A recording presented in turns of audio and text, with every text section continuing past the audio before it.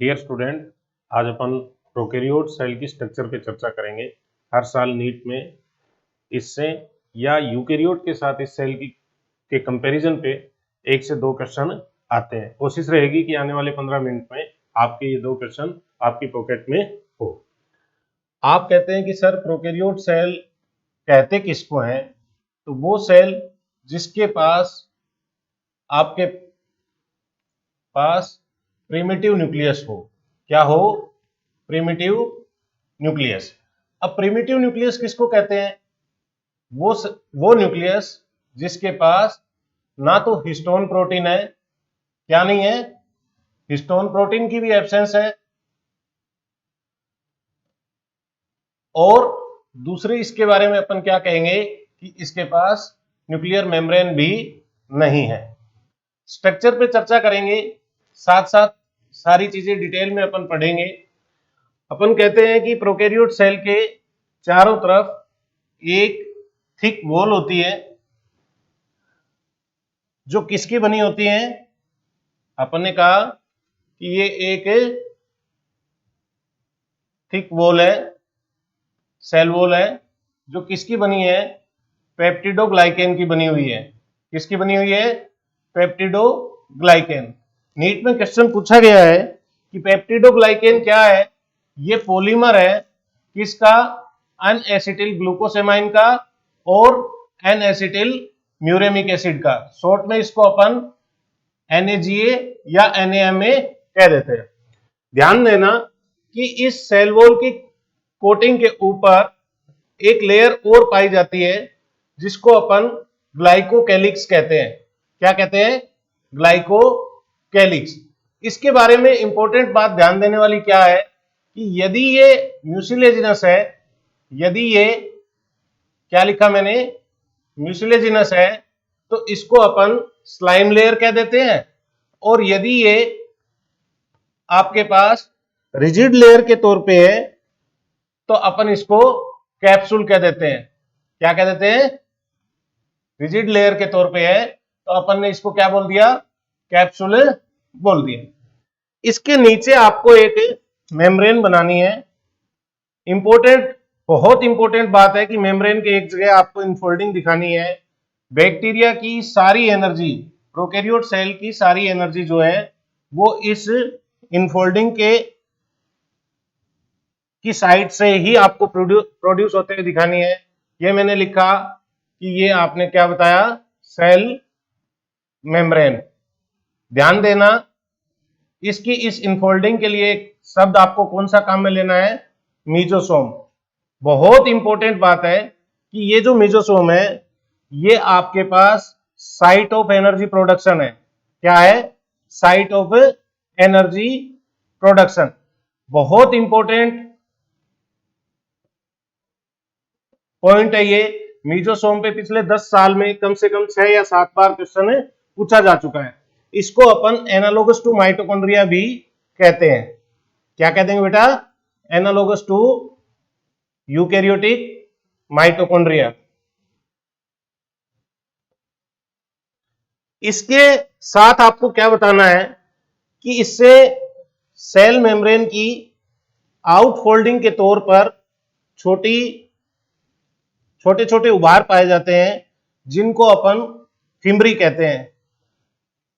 अभी पीछे ही नीट में इस पे क्वेश्चन पूछा गया कि इस फिम्बरी का काम क्या है। फिम्बरी अटैचमेंट में हेल्प करती है। किसमें हेल्प करती है? Help in attachment with substrate. आपके मीजोसोम पे क्वेश्चन पूछा जा चुका है, फिम्बरी पे क्वेश्चन पूछा जा चुका है। इसके साथ साथ आपको एक बात और बतानी है कि इसी तरह इस मेम्ब्रेन की थोड़ी बड़ी आउटफोल्डिंग भी पाई जाती है, जिसको अपन पिलाई बोलते हैं। और ये क्या काम करती है? जब दो बैक्टीरिया पास पास आते हैं, तो इन दोनों पिलाई के आपस में फ्यूजन से एक कॉन्जुगेशन ट्यूब बनती है, और उससे जेनेटिक मटेरियल के एक्सचेंज में हेल्प मिलती है। इस पिलाई को अपन सेक्स पिलाई भी कह सकते हैं। और ये क्या काम करती है? फॉर्म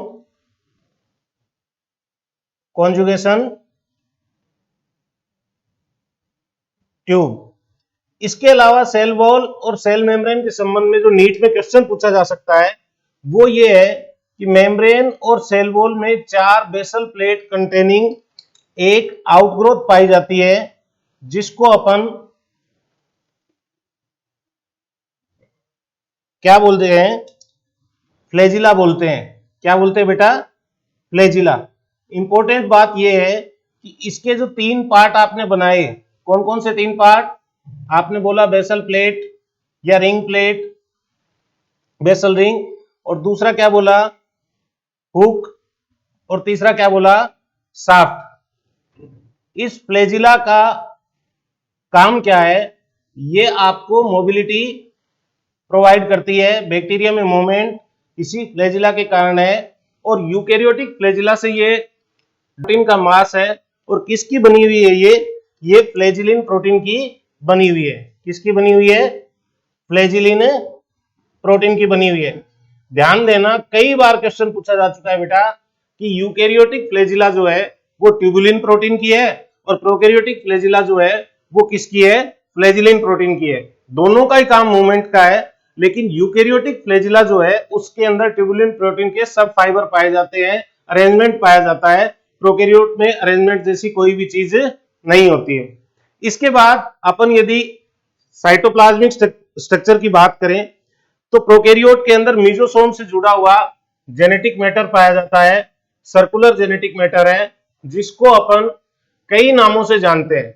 अपन इसको जीनोफोर भी कहते हैं। क्या कहते हैं बेटा?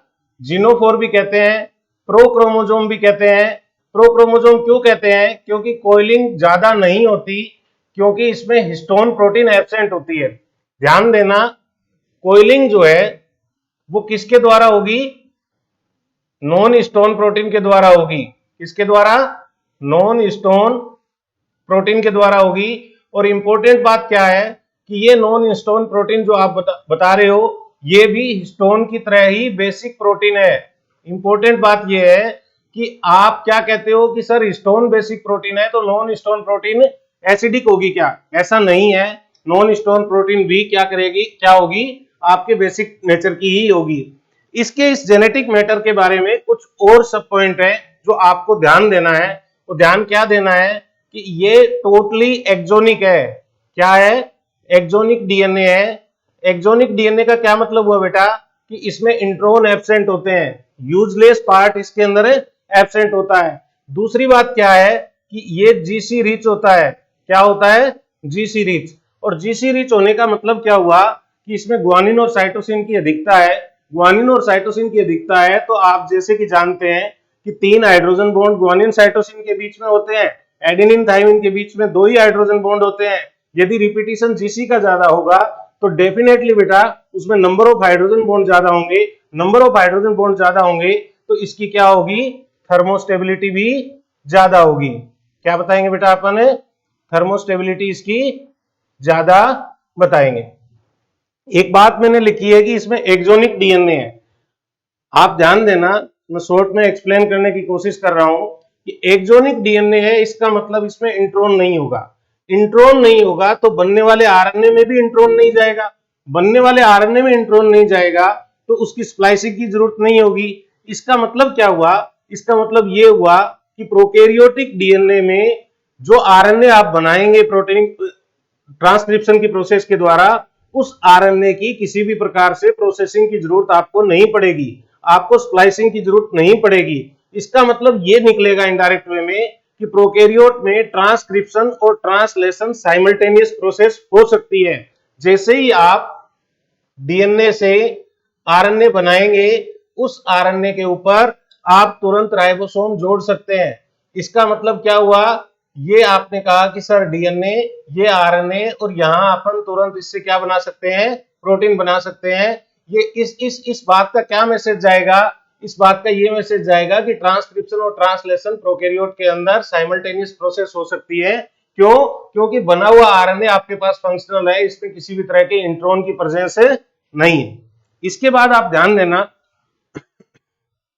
कि इस डीएनए का वो पार्ट जो आपके पास मीजोसोम से जुड़ा हुआ है, उस पार्ट को अपन ओरी पॉइंट कहते हैं। पता नहीं कितनी बार नीट में इस पे क्वेश्चन पूछा जा चुका है। ये ओरी पॉइंट किस चीज को रिप्रेजेंट करता है बेटा? ये ओरी point origin of replication initiation को बताता है। प्रोकैरियोट में हमेशा रेप्लिकेशन की स्टार्ट उसी जगह से होगी जिस जगह से मीजोसोम से वो अटैच रहता है। यूकैरियोट के अंदर रेप्लिकेशन का इनिशिएशन डीएनए में कई जगह से हो सकता है, लेकिन प्रोकैरियोट में हमेशा एक ही जगह से होगा, और वो जगह कौन सी होगी? केवल उसके मीजोसोम से जुड़ने वाली होगी। एक बात और ध्यान देना, जब हम जेनेटिक इंजीनियरिंग पढ़ते हैं तो हम वेक्टर बनाते हैं। वेक्टर, आर्टिफिशियल वेक्टर में हम आर्टिफिशियल क्रोमोसोम बनाते हैं, और उन आर्टिफिशियल क्रोमोसोम के तौर पे 3 नाम आपके एनसीईआरटी में डिस्क्राइब है। कौन कौन सा? ईस्ट का आर्टिफिशियल क्रोमोसोम जिसको अपन YAC बोल रहे हैं, मेमेलियन का आर्टिफिशियल क्रोमोसोम जिसको MAC बोल रहे हैं, और एक BAC लिखा हुआ है जिसका मतलब है बैक्टीरियल आर्टिफिशियल क्रोमोसोम। आप जब आर्टिफिशियल क्रोमोसोम बनाते हैं तो सेल उसको एक्सेप्ट करे, इसके लिए कुछ चीजें आपको तय करनी होती हैं। यूकैरियोट के मामले में आपको सेंट्रोमियर की पोजीशन का पता होना चाहिए, आपके पास जीन की सीक्वेंस का पता होना चाहिए, सेंट्रोमियर के दोनों ओर या टीलोमियर के पास आपके पास न्यूक्लियोटाइड की सीक्वेंस का पता होना चाहिए, NOR रीजन की पोजीशन का पता होना चाहिए, उसके दोनों तरफ सीक्वेंस जो आपके पास रिपीटेटिव डीएनए की है उसका पता होना चाहिए। लेकिन प्रोकैरियोट का आर्टिफिशियल क्रोमोसोम बनाने के लिए आपको केवल एक बात का ध्यान रखना है, वो उसके ओरी पॉइंट की पोजीशन है, उसकी सीक्वेंस है। इसके अलावा आप पूरा डीएनए का पार्ट चेंज कर सकते हैं। इस बात को बहुत ध्यान से देना कि प्रोकैरियोट, ध्यान से सुनना कि प्रोकैरियोट में रेप्लिकेशन का इनिशिएशन एक ही जगह से होगा, और वो जगह कौन सी होगी? मीजोसोम से अटैचमेंट की जगह होगी। आपको मीजोसोम के 2 काम बता दिए गए हैं।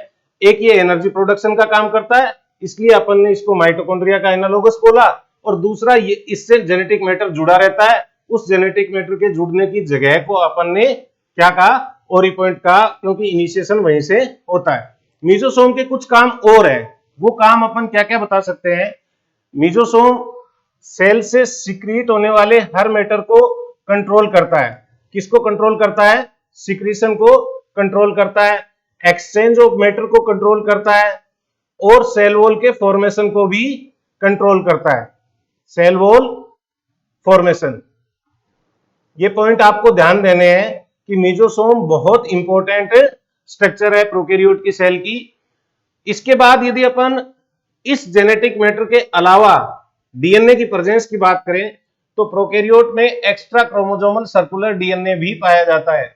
यह भी एक बहुत इंपॉर्टेंट पॉइंट है नीट के मामले में। इसको अपन ने क्या बोला? इसको अपन प्लाज्मिड बोलते हैं। क्या बोलते हैं बेटा? प्लाज्मिड। प्लाज्मिड कौन है? प्रोकैरियोट के साइटोप्लाज्म में पाया जाने वाला वो डीएनए जो क्रोमोसोम से किसी भी तरह का रिलेशन नहीं रखता, एक से ज्यादा हो सकता है। अभी लेटेस्ट रिसर्च ये भी बताती है कि आपकी फंजाई की जो सेल है, ईस्ट की जो सेल है, उसके अंदर भी प्लाज्मिड पाए जा सकते हैं। इन प्लाज्मिड का बैक्टीरिया की नॉर्मल वाइबिलिटी के लिए कोई रोल नहीं है, लेकिन ये बैक्टीरिया की लाइफ पैटर्न को, लाइफ साइकिल को, लाइफ क्वालिटी को इनहेंस करते हैं, क्योंकि इनके पास क्या क्या पाए जाते हैं? इनके पास कुछ सपोर्टिव एक्टिविटी प्रोवाइड करने वाले जीन पाए जाते हैं, जैसे नाइट्रोजन फिक्सेशन का जीन है, इसके पास निप जीन पाया जाता है। इसमें रेजिस्टेंसी प्रोवाइड करने वाला आर फैक्टर पाया जाता है, इसकी फर्टिलिटी को बढ़ाने वाला एफ फैक्टर पाया जाता है, और इसको रेजिस्टेंसी देने के लिए एक कोल फैक्टर भी आता है जो इसके अंदर पाया जाता है। ये कोल फैक्टर वास्तव में क्या है? ये कोलिसिनोजेनिक फैक्टर है।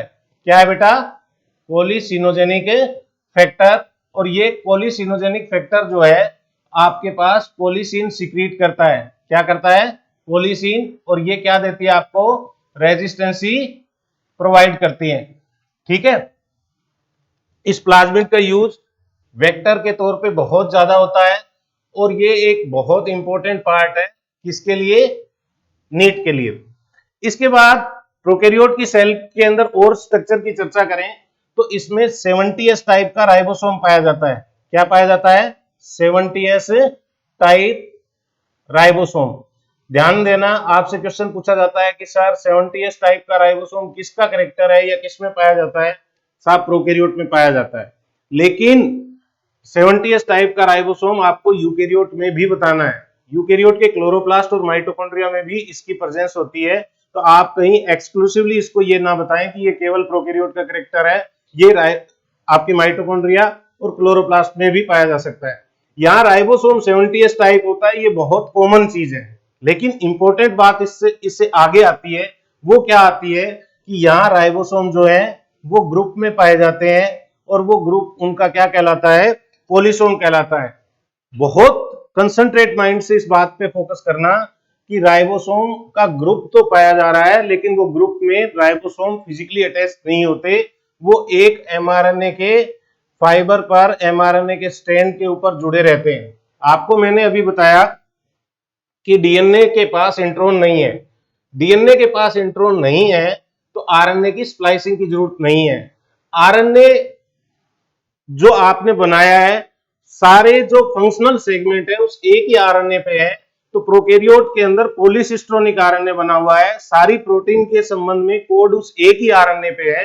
तो आप सीक्वेंस वाइज उसी एक ही आरएनए के से जो बनने वाली प्रोटीन है उनकी कई कॉपी एक साथ बना ले, इसलिए सारे राइबोसोम उस एक ही फंक्शनल एमआरएनए पे जुड़ जाते हैं, और उनके इस ग्रुप को अपन क्या कह देते हैं, पॉलीसोम कह देते हैं। यहाँ दो शब्द एक शब्द और आया है कि एमआरएनए जो है वो क्या है, पॉलीसिस्ट्रोनिक है। क्या है, पॉलीसिस्ट्रोनिक है। ये बहुत इंपॉर्टेंट है। यूकेरियोट में एमआरएनए जो है वो मोनोसिस्ट्रोनिक होता है, जबकि प्रोकैरियोट में आरएनए पॉलीसिस्ट्रोनिक होता है। और ये पॉलीसिस्ट्रोनिक बेटा है, इसीलिए यहाँ पे अपन पॉलीसोम बनाते हैं। पॉलीसोम क्या है, पॉलीसोम राइबोसोम का ग्रुप है, प्रोकैरियोट का कैरेक्टर है, जो एक एमआरएनए फिलामेंट पे कई आरएनए के कई राइबोसोम के जुड़ने से बनता है। इसके बाद इसके अंदर कुछ इंक्लूजन बॉडी आती है। इंक्लूजन बॉडी किसको कहते हैं, इंक्लूजन बॉडी वो नॉन लिविंग मैटर जो सेल में पाया जा रहा है, और प्रोकैरियोट की इंक्लूजन बॉडी या नॉन लिविंग मैटर कौन है, रिजर्व्ड फूड मैटर है। ठीक है जी। अब इसमें रिजर्व्ड फूड मैटर के तौर पे आप कई चीजें बता सकते हैं। जो इंपॉर्टेंट चीज है जिसके बारे में आपको ध्यान देना है वो कौन कौन सी चीज है, इसमें रिजर्व्ड फूड मटेरियल के तौर पे पीएचबी पार्टिकल पाए जाते हैं। इंपॉर्टेंट बात ध्यान देना कि पीएचबी पार्टिकल कौन है, आपने केमिस्ट्री में भी पढ़ा है, ऑर्गेनिक केमिस्ट्री में पॉलीमर के तौर पे पॉलीहाइड्रोक्सी ब्यूटाइरेट पार्टिकल है, स्टोर्ड फूड मटेरियल के तौर पे काम आते हैं। जेनेटिक इंजीनियरिंग की प्रोसेस से हमने पीएचबी के जीन को प्लांट में इंसर्ट किया है। केमिस्ट्री में जब आप पीएचबी पढ़ते हैं तो आप ये बताते हैं कि आने वाले टाइम में इन पीएचबी का, पॉलीहाइड्रोक्सी ब्यूटाइरेट का, आप नॉन बायोडिग्रेडेबल प्लास्टिक बनाने में इसका यूज होने लगा है। इसके बाद इसमें स्टोर्ड फूड मटेरियल के तौर पे वोल्यूटिन ग्रेन्यूल पाए जाते हैं। वोल्यूटिन ग्रेन्यूल क्या है, ये भी बहुत इंपॉर्टेंट शब्द है कि आपके पास जो आरएनए के फ्रेगमेंट हैं उनको आप स्टोर करते हैं, और इन आरएनए फ्रेगमेंट को ही आप वोल्यूटिन ग्रेन्यूल बोल रहे हैं, और इनका मकसद है नाइट्रोजन और फास्फोरस को स्टोर करना। कार्बोहाइड्रेट के तौर पे इसमें साइनोफाइसियन स्टार्च पाई जाती है। क्या पाई जाती है, साइनोफाइसियन स्टार्च के ग्रेन्यूल पाए जा सकते हैं। तो ये इसके अंदर स्टोर्ड फूड मटेरियल के तौर पे पाए जाने वाली जनरल स्ट्रक्चर है। डेंस साइटोप्लाज्म है, इसमें किसी भी तरह की वैक्यूल नहीं है।